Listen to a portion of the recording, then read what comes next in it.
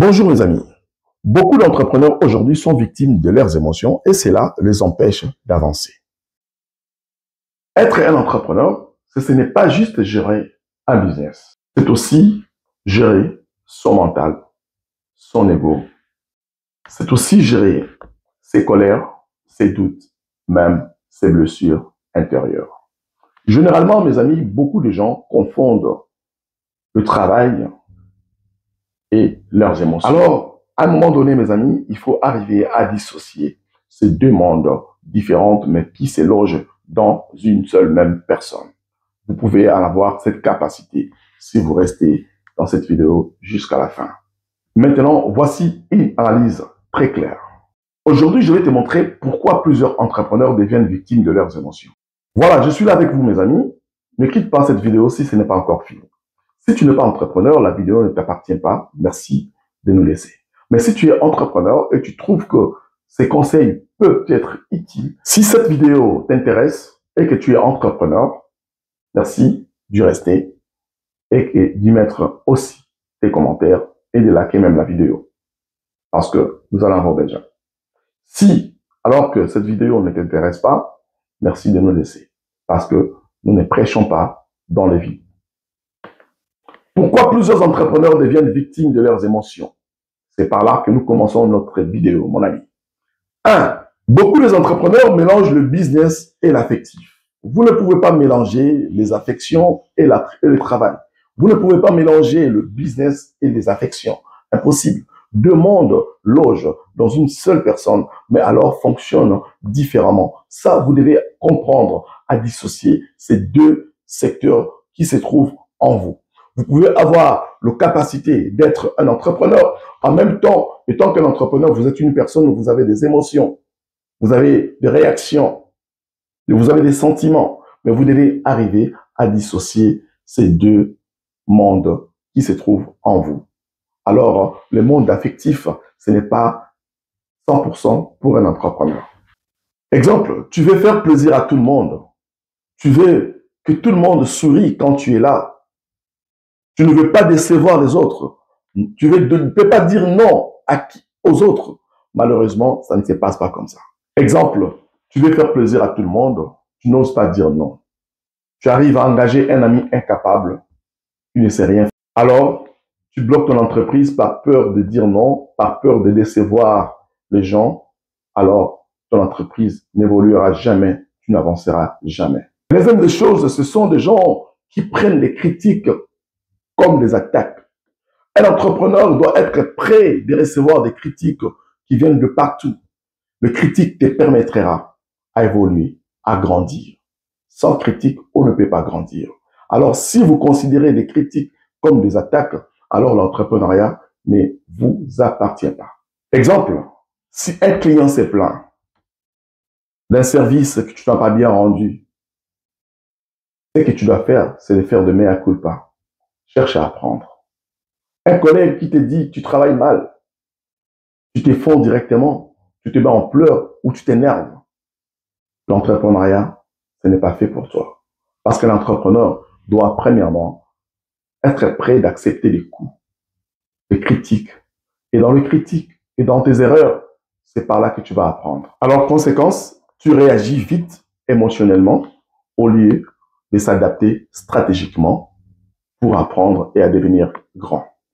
Troisième, ces gens-là fuient la solitude de la leadership. Mes amis, lorsqu'on veut devenir un entrepreneur, lorsqu'on s'entend, on veut devenir un leader, attends-toi d'entrer dans le monde de la solitude. Parce que la solitude te permettra de te découvrir seul, de découvrir la personne qui se cache en toi. La solitude te permettra d'éviter les erreurs que les autres pourraient te proposer sur un plateau. Mon ami, être dans la tête d'un projet, c'est souvent d'être seul. Comme j'ai toujours dit, un combat qui brille dans l'obscurité. Lorsque vous êtes seul dans le noir, vous êtes seul dans votre combat, en train de travailler. Souvenez-vous de David dans la Bible. Il a eu à combattre avec les loups, les lions, dans la forêt, seul, jusqu'au moment où sa victoire était jaillie devant tout le monde. Alors, c'est préparer d'être un entrepreneur. ou aller dans le monde de la leadership, attendez-vous souvent d'être seul. Parce qu'on ne peut pas être en tête d'un projet et fuir la solitude. Pourquoi je vous dis ça? Parce que certains entrepreneurs cherchent constamment à être validés par les autres ou bien à être aimés par les autres. Vous n'avez pas besoin d'être validé. Vous n'avez pas besoin d'être aimé directement. Vous, mettez-vous à travailler, cherchez ce qui est bon pour faire avancer votre business. Alors, si tu marches comme ça, conséquence, tu prendras des décisions pour plaire et non pas pour avancer. La quatrième, mon ami, c'est savoir gérer les stress du doute et de l'échec. C'est important. Ils ne savent pas gérer le stress du doute et de l'échec. L'incertitude, mon ami, dans le business, c'est tout à fait normal. Mais pour certains, ça devient comme une humiliation. Certains considèrent ça comme une humiliation personnelle. Alors, conséquence. Alors, vous abandonnez trop vite ou vous auto-sabotez votre propre projet par le regard des autres. Vous devez savoir, mon ami, que tu le fasses bien ou que tu le fasses mal, les gens te critiqueront toujours. Alors, garde-toi dans une posture d'un entrepreneur capable de s'assumer. La cinquième des choses, mon ami, ne confondez pas la gentillesse et faiblesse. Beaucoup de gens confondent le fait d'être gentil et le fait d'être faible. Il y a des gens qui pensent que pour être respecté, il faut être doux avec tout le monde. Non, mon ami. À un moment donné, il faut se mettre dans la position d'une personne très dure pour se faire respecter. Parce que le respect dans l'entrepreneuriat, ça se mérite. La douceur n'est pas égale du respect. Mais je vais te dire, mon ami, mais en business, c'est la clarité, la rigueur et la justice qui te fera réussir et qui fera développer ton business. Alors, ton respect ne pourrait que se construire par la rigueur, par la justice. Si tu veux vraiment construire un respect dans ton business, construire un respect étant qu'un entrepreneur, écoute-moi, utilise ces 5 conseils que je viens de te donner, alors tu seras respecté. Alors maintenant, que faire pour ne plus être victime de ces émotions en tant qu'un entrepreneur? 1. Travaille ton mental tous les jours.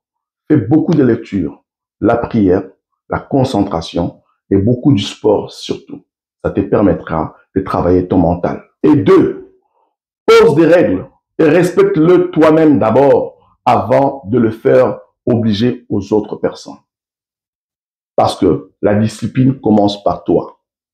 Quand tu commences à respecter tes propres principes, les autres suivront après. 3. Apprends à dire non, même à ceux que tu aimes. Tes amis, ta famille, tes proches. Souvent, ceux qui nous détruisent, ce sont ceux-là que nous aimons. Ceux qui nous détruisent, ce sont nos proches. Ta famille, tes proches. Souvent, ceux qui nous détruisent, ce sont ceux-là que nous aimons. Ceux qui nous détruisent, ce sont nos proches. Alors, étant qu'un entrepreneur, apprends à dire non, même à ceux que tu aimes. Quatrième chose, écris tes décisions à froid. Ne réagis jamais à chaud. Donc, on peut te faire quelque chose. On peut te vexer. On peut te faire une reproche. Mais tu dois toujours réagir à froid, pas à chaud. La température froide pour un entrepreneur, c'est très important. 5e, mon ami, entoure-toi des gens qui te corrigent, pas des gens qui te flattent. Je répète, entoure-toi des gens qui te corrigent, pas des gens qui te flattent. Pourquoi? Les gens qui te corrigent, ils te corrigent pour te faire réussir, pour te faire avancer. Alors tu prendras leur correction positive. Mais les gens qui te flattent, ils viennent que pour des profits.